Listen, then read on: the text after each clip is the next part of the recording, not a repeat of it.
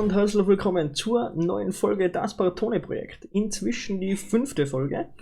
Und ich habe letztes Mal gesagt, es geht um Armaturenbrett. Da muss ich leider enttäuschen. Es ist davor noch die ganze Öldruckgeschichte dazwischen gekommen. Es ist relativ ein großes Thema gewesen. Es hat uns relativ lang beschäftigt. Und ich wollte eigentlich das nicht vorenthalten, weil wir echt ein paar coole Daten eigentlich gekriegt haben und ein paar coole Erkenntnisse gekriegt haben über das Auto. Und deswegen ist das die Folge, wo es nur über Öldruckgeber, Öldruckschalter, Zündkerzen, hat zwar jetzt so gesehen nichts mit dem Öldruck zu tun, aber mehr um die Verbrennung, wo bläst der überall aus, wo geht's Öl verloren, sagen wir es mal so. Und dann gibt es noch ein kleines Video zum Ganghebel, weil der hat die ganze Zeit geschlackert. Also immer wenn ich gefahren bin, so bei 3000 Umdrehungen, hat man so ein Vibrieren. Da kommen wir auch noch dazu, was das dann im Endeffekt war, weil das war sehr gefinkelt und da haben wir eigentlich auch ganz schön viel, da ist ganz schön viel Zeit drauf gegangen. Im Endeffekt, ja, es geht immer weiter bei dem Auto. Es wird jeden Tag, ist jetzt falsch, aber jede Woche wird eigentlich was gemacht. Es sind sehr viele Baustellen auch noch offen und ich habe ja jetzt schon wieder Baustellen offen, die was ihr ja noch gar nicht wisst, weil ich ja nur das wisst, was ich eigentlich sage, was ich eigentlich schon gefilmt habe. Klar soweit? Das heißt, was eigentlich noch erwartet ist, eine Folge voller Öldruck und dann kommen noch Folgen über Armaturenbrett, das was ich jetzt glaube ich eigentlich schon 3-mal versprochen habe, aber es ist die nächste Folge. Ich habe sie alles schon gefilmt, ich muss es aber nur zusammenschneiden und ich muss es noch machen. Und wenn ich das aber alles einpacke, dann dauert die Folge 3 Stunden. Also nächste Folge ist Armaturenbrett. Versprochen. Hoch und heilig. Und dann kommt nur Motor. Und das werden dann auch noch Folgen werden. Ich habe keine Ahnung, ob es eine Folge werden, ob es 2 Folgen werden. Ich weiß es echt noch nicht. Je nachdem, wie viel Material. Wir haben immer sehr viel Filmmaterial und ich muss das irgendwie schneiden und komprimieren. Anyway, Folge voller Öldruck. Und ja, wo starten wir? Ich weiß es nicht. Ich weiß es nicht, weil ich war arbeiten und ich habe keine Ahnung. Ich bin auf Nacht heimgekommen und dann hat der Papa zu mir gesagt, ich habe heute schon einen Öldruckgeber tauscht, aber ich habe ein Video gemacht, weil du willst ja das alles auf YouTube stellen und du möchtest ja das alles filmen. Jetzt habe ich für dich ein Video gemacht und ich würde sagen, ich verabschiede mich für den Moment und lass mein Dad das Ganze machen. Viel Spaß. So, Leute, ich bin wieder mal bei unserem Helfer gelandet von Raphael. Die Giulia, 1300, Bartone, Baujahr 72. Mein Sohn hat wieder Öldruckgeber bestellt, Silbertemperaturgeber, Verschlussklappe für den Wagenheber. Und jetzt muss ich den Öldruckgeber rausbringen. Jetzt sehe ich gerade, dass der ganz hinten dran ist. Drüber ist der Starter, also muss ich mal zuerst die Batterie mal hochnehmen, dass ich nicht gleich einen kurzen reiß. Und der Josef, unser Vater für alles, Gottvater auf Alpha, der hat gesagt, ich brauche gleich meinen Schlüssel hinter die ganzen Vergaser umgreifen und dann komme ich zu den Geber zu. Also, da sind da einige Schläuche und Kabel und ich soll jetzt da wie ein Hebammen da umkommen. Also, da haben wir mal das Gestänge von den Vergaser, dann geht da einmal ein Schlauch runter. Der ist einmal da, weiß ich nicht, wo der hingehört. Ja.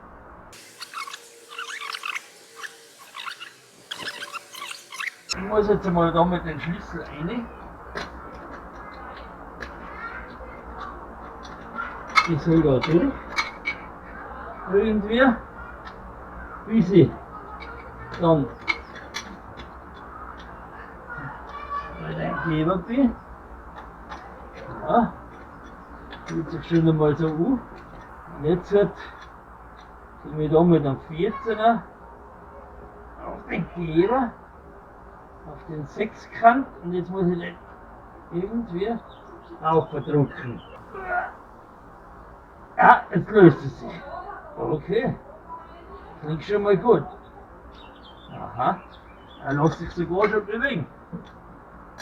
Jetzt muss ich da oben schauen, dass ich da oben komme. Oh, der dreht sich ja, das ist ja butterweich, das ist wie Alolio, geschmiert, scharf und geschmiert, so wie ein Alpha halt ist, ja. Und heraus das gute Teil. Jetzt haben wir den Geber da, mit Dichtring, dann probieren wir das, ob das ist. Der hat jetzt ein anderes Gewinn, Kind ist das gleiche. Andere Schlüsselweiten. Ein neuer Dichtring in diesem Fall aus Aluminium. Das ist wieder was Neues, das kenne ich nicht. Wir haben Fliegerlei Kupfer genommen. Jetzt brauche ich einen 19er. Sehen, das ist ein anderer Schlüsselweiter. Der straft ein bisschen beim Starter hitzigerweise.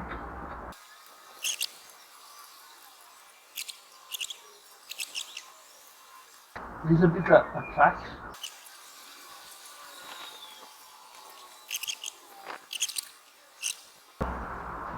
So, jetzt muss ich schauen, wo das Schleichrohr gegangen ist.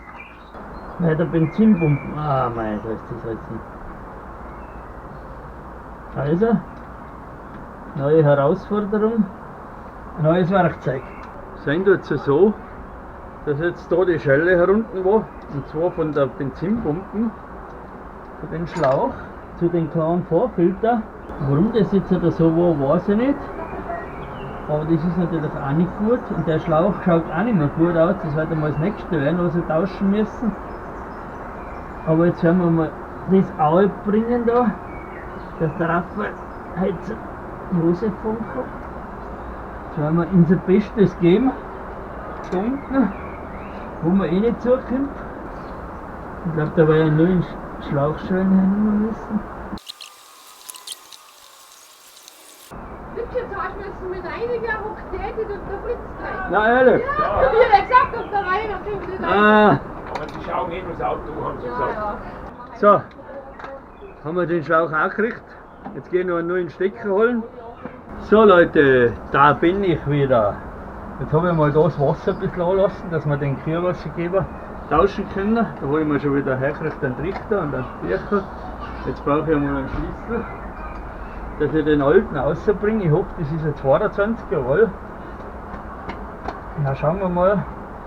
Das ist aber schwierig, Aluminium und Messing über Jahrhunderte oder Jahrzehnte, muss man bei den Autos sagen, in Verbindung. Da frisst es gehen, aber es geht relativ einfach. Oh, da kommt noch ein bisschen Flüssigkeit. Da tun wir gleich wieder zu. Der hat wieder ein anderes Gewinde, also eine andere Schlüsselweiten, muss ich sagen. Das ist ein 19er, der alte war 22er. Schön rot, schaut auch gut aus. Mit den Aluminiumdichtungen bin ich nicht so glücklich. Ich würde es gerne rauspatzen. Jetzt machen wir da noch einen neuen Stecker rein. Immer das Gleiche, jetzt muss ich es ja wieder alles aussagen und ich werde die Ventile ein bisschen größer ausbohren. Ja, jetzt kommt mein Nachbar, Ja, das geht gut so.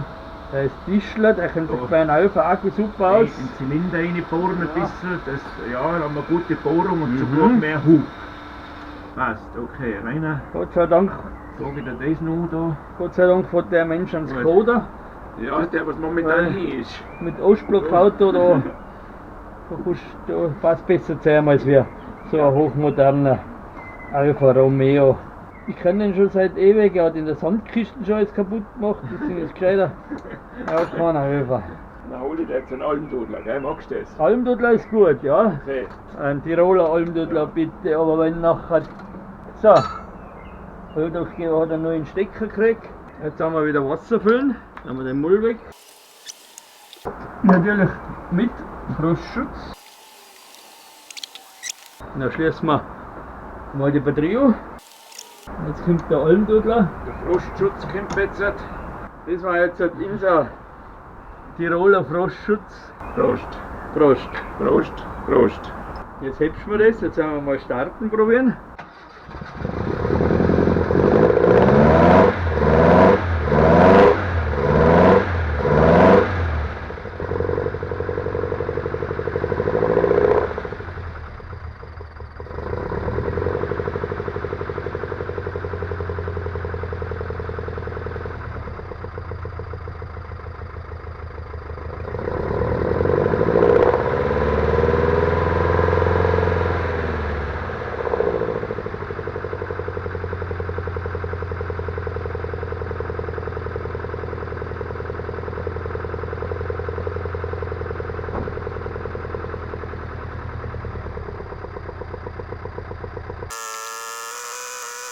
So, schaut ja noch aus, als wenn es passt hat. wir mal warm werden. Ja, und so baut man dann auch einen Öldruckgeber ein. Jetzt habt ihr das auch mal gesehen, gut erklärt. War dann auch dicht und alles, das hat dann auch alles passt. Man muss etwas aufpassen, das hat der Papa eh schon im Video gesagt, er straft beim Starter. Ich habe da mit dem Jürgen telefoniert dazu mal und da ist es wirklich so, es gibt alte Starter und neue Starter. Und wenn man einen alten Starter drinnen hat, dann ist es wirklich so, dass die neuen Öldruckgeber am Starter strafen. Das macht nichts, es kannst du sich einfach ganz normal eintragen, es geht ein bisschen fester, man braucht ein bisschen mehr Kraft, aber einfach eintragen, alles okay. Wenn der straft, ist wisst dann somit, ich habe so einen alten Starter drinnen. So viel zu dem. Das war einmal die erste, also ich habe einen Öldruckgeber bestellt, in der Meinung, meiniger ist kaputt. Also das ist einmal so viel zu dem. Und wir haben dann den tauscht. Dann soweit passt das Tauschen, wie gesagt, der war dicht und alles, aber er hat immer noch nicht ganz so funktioniert, wie wir uns das vorgestellt haben. Also es war dann wirklich so, wir sind gefahren und umso länger wir gefahren sind, umso mehr ist die Nadel nach unten gegangen. Und das hat uns eigentlich sehr stutzig gemacht, wir haben das überhaupt nicht verstanden, was da jetzt los ist. Und deswegen haben wir dann eigentlich auch noch weitergemacht. Einerseits haben wir neue Zündkerzen bestellt, das war im gleichen Zeitraum war das einfach so, wo wir gesagt haben, naja, was machen wir denn am besten zündkerzentechnisch? Da hat dann unser anderer Spezialist, eben der Josef, da wo ich dann unten war, der hat dann gesagt, naja, er mag bei den Notmotoren nur die Golden Lodge 2 HL. Und die habe ich dann auch gekauft, die gibt es vom Bertelsbeck, bin ich dann eh noch. Und einerseits geht es im nächsten Video um einen Einbau von den Zündkerzen. Und dann geht es noch um, wie funktioniert denn ein Öldruckgeber? Ich sehe da mal exklusive Ausschnitte von innen. Und dann, was hat er für ihre Umwerte und was hat der Motor generell an Öldruck? Also wir haben uns dann noch ein Öldruck-Messgerät bestellt und waren beim Öldruck messen. Aber alles weitere im Video. So Leute, was gibt es heute wieder? Heute gibt es neue Zündkerzen. Also da mal nicht wundern, warum die so schwarz sind. Wir haben ja schon mal gesagt, mit Kompression und alles ist er nicht so ganz der Beste. Und er verbrennt halt brutal viel Öl. Und das sieht man da. Und deswegen haben wir von unseren Spätzl die da empfohlen gekriegt. Nur bei Bertelsbeck die 2HL Golden Lodge. Aber beim Bertelsbeck sind sie billiger, da kosten es nämlich 8,90. Und da hat es geheißen, die 2HLR braucht es nicht. Es gelangt die 2HL normal. Ja, bin ich schon richtig? Ja, 2HL. Mit dem Bertelsbeck-Logo. Und dann schauen wir mal, wie das Ding mit dem da funktioniert und ob der dann immer noch so. Ob die dann immer noch so ausschauen, weil anscheinend heben die anscheinend die Temperatur so gut und reinigen sich selber und weiß der Geier. Mal schauen. So, und gleich noch was Neues machen wir. Einen neuen Schalter für den Öldruck. Und wir haben jetzt das Fleiß eigentlich angenommen, der was hergeschaltet. Ich glaube der 05 bis 08. 08, ja, dann bist du auf der sicheren Ja, Seite. normal sind sie 04 bis 06. Wir haben jetzt 05, 08. Probieren wir es mal so. Also die Öldrucklampen funktioniert. Oh, tust mir noch mal auf, jetzt ist da geschafft. So, Öldrucklampen funktioniert. Und wenn wir jetzt starten, dann läuft das Ding. Ohne Gas, ohne Choke, ohne Handgas, das ist alles drinnen, also das ist echt brutal, das sind die Wunderzündkerzen sind das. Und ruhiger, weniger Vibrationen, also bis jetzt sind die echt gut. Ah? Jetzt das, ich sag der erste Test, der ist jetzt echt gut. Ja, heute ist es nicht so kalt gewesen. Ne? Ja, okay, Nein, das ist einer, aber trotzdem, cool. So, ganz kurz, wir haben jetzt den neuen Öldruck Schalter einbaut. Und jetzt sieht man da ganz gut, das Öl ist jetzt relativ warm, also wir haben jetzt knapp über 80 Grad. Und man sieht jetzt genau, dass jetzt der Öldruckschalter schaltet. Und warum schaltet der jetzt oder blinkt sogar? Naja, weil der jetzt wie gesagt höher schaltet. Das heißt, er schaltet jetzt schon bei 0,5 bis 0,8. Und im warmen Zustand der Motor sollte bei die 0,5 bis 1 Bar haben oder Kilogramm Quadratzentimeter. Und wenn ich jetzt ein bisschen auf Gas steige, ist es weg. Und wenn ich jetzt wieder, wenn ich ein Ohr gehe los, dann ist es wieder da. Super Kontrolle, ob wir Öldruck haben, also das taugt mir. Weil wenn ich jetzt aufs Gas gehe und das geht nicht aus, dann habe ich ein Problem. Perfekt, würde ich sagen. Perfekt. Wieder mal Öldruckgeber. Wir haben die jetzt gemessen und wir vermuten einmal ganz stark, dass sie hin sind. Und jetzt stellen wir einfach mal einen auf, weil wir wissen wollen, was da drinnen ist. Ja, das ist der Widerstandsgeber. Und so schaut der Öldruckgeber von innen aus, falls wer sowas noch nicht gesehen hat. Ja, der hat schon Kontaktschwierigkeiten. Ja.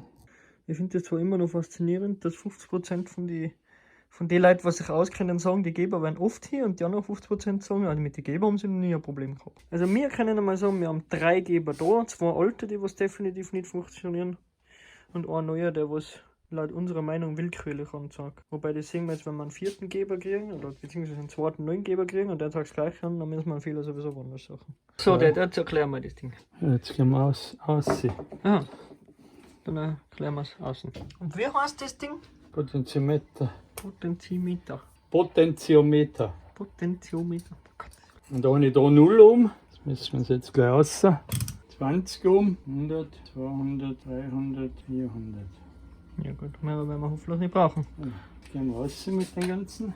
Dann schauen wir, was passiert. Hm? Stecken wir jetzt außen noch. Wir haben jetzt noch das herausgefunden, dass die Anzeige funktioniert bei uns von 0 bis 200. Wobei 200 Ohm 0 Bar sind. Was haben wir jetzt bei 8 gehabt? Wie viel? 0, oder? Also 0 Ohm sind 8 Bar. Ja. Und 200 Ohm Ein 0 Bar. sind 0 Bar. Aber wirklich 0, sondern nicht negativ, sondern 0. 0. Und der eine geht bis 300, dadurch geht er ins Minus. Dadurch geht er ins Minus. Ja. Das ist viel, ja. So, da heute Öldruckmessung und da haben wir jetzt 5,1, ja 5 Bar haben wir da jetzt. Das ist jetzt der kalte Zustand. So, je nachdem wie du da druckst, oder? Weil jetzt Ja, haben wir wenn ich jetzt 5,5. entlascht mache. Aber jetzt haben wir Ja, 5,5, oder? Ja, sowas, ja. 5,5 kalter Zustand. Und jetzt müssen wir eigentlich mal schauen, was passiert, wenn er warm bleibt. Aber das schaut jetzt schon mal gut aus, weil dann haben wir zumindest mal Druck. Es kommt irgendwas an, das ist schon mal gut. Ja, ich muss sehen. Guten Morgen! Hey, Wolfi, heil!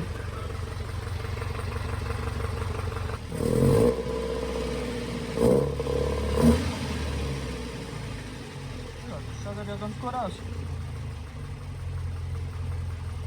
Ja, das Öldruck passt dann ist noch. Ja, so viel zum Öldruckthema. Ich sehe schon, es war da, es ist da relativ viel Aufwand dahinter gestanden, wir haben da relativ viel probiert. Wir haben uns da echt Gedanken gemacht. Und ja, kalten Motor, dickes Öl, 5,5 Bar, finde ich vollkommen in Ordnung. Ist der Standard auch laut Buch, also wir haben ja das originale Handbuch von Bertone da. Passt bei warmem Motor und Drehzahl. Die 3 Bar ist auch komplett in Ordnung, das ist auch okay. Die Meinungen gehen da sicher auseinander. Ja? Ich meine sicher, umso höher die Drehzahl, umso höher war es gerichtet, wenn der Druck ist. Man darf aber nicht vergessen, das Öl wird dünner, die Motoren sind nicht mehr neu, gerade so wie beim Mining, er ist schon sehr alt, wir wissen, dass er sehr viel Öl verbrennt.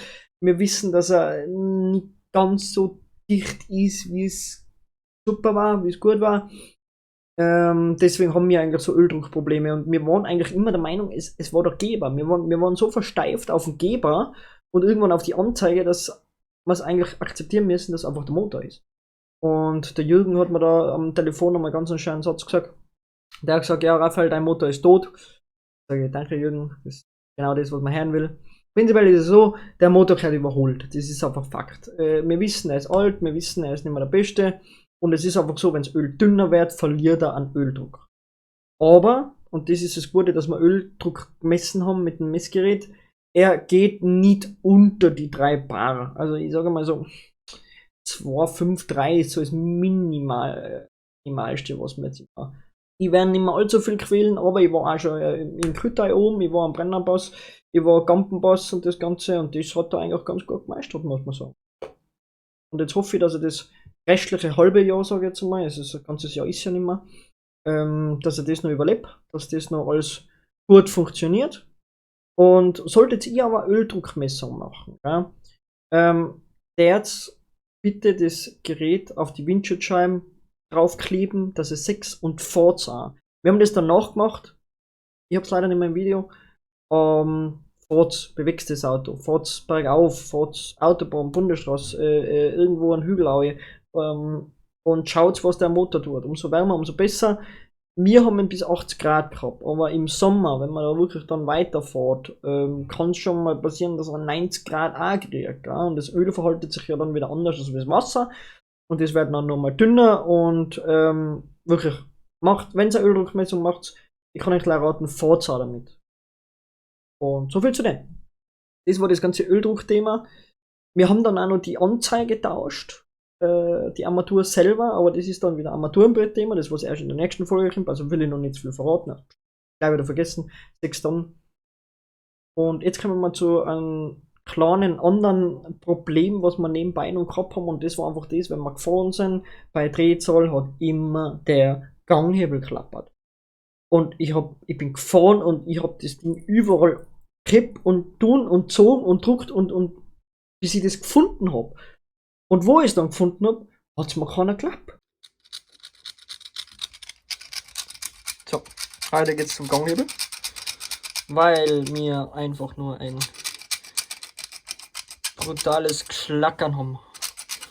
Wir haben jetzt wirklich ein paar Tage gebraucht, bis wir das auch gefunden haben, was das jetzt ganz ist. Und wir sind draufgekommen, das Logo ist.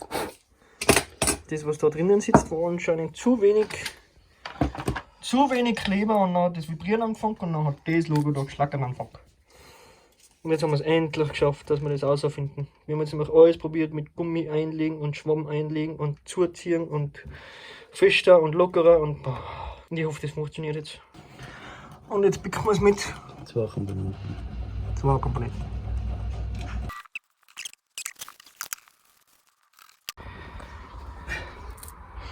So. Machen wir es aber trotzdem nur mit Gummi, weil es nicht schaden kann, wenn er hebt. Ja, das war's wieder mit dieser Folge. Wir kommen zum Ende. Das mit dem Ganghebel war echt strange, weil wir haben alles probiert. Wir haben einen Schwamm drunter gelegt, drauf, fest angezogen, Gummi umgewickelt. Und irgendwann habe ich dann gesagt, das ist das Logo. Das ist das Logo, was da so geschlagen hat. So keiner klappt, jeder hat was anderes gesagt, nein, das kommt vom Getriebe, nein, das kommt vom, das ist, weil der so schwer ist oben drauf und so weiter und so fort, bis ich dann irgendwann mit dem Cuttermesser einfach das Logo ausgespeckt habe und habe gesagt, und jetzt klemmen wir das gescheit. Und das war dann auch das Problem. Seitdem ist Ruhe in der Hütte, also das ist wirklich jetzt, das Fahren ist sehr angenehm jetzt, weil das war einfach penetrant, das Cuttern. Aber gut, so viel zu dem. Wir sind am Ende. Das war die Folge mit dem Öldruck, mit den Zündkerzen, mit dem Ganghebel und es war die Folge, wo ich jetzt mal alles aufgeholt habe. Das heißt, die nächsten Themen, was jetzt am Auto passiert sind, waren Armaturenbrett und Motor. Und in die 2 Sachen geht es in die nächsten Folgen. Da könnt ihr euch freuen, wir haben wieder viel gefilmt, wir haben wieder einiges erlebt, wir haben einiges herausgefunden.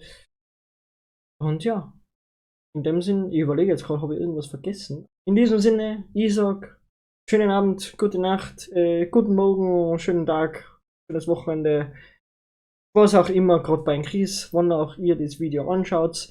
Ich wünsche euch was und wir sehen uns in Folge 6.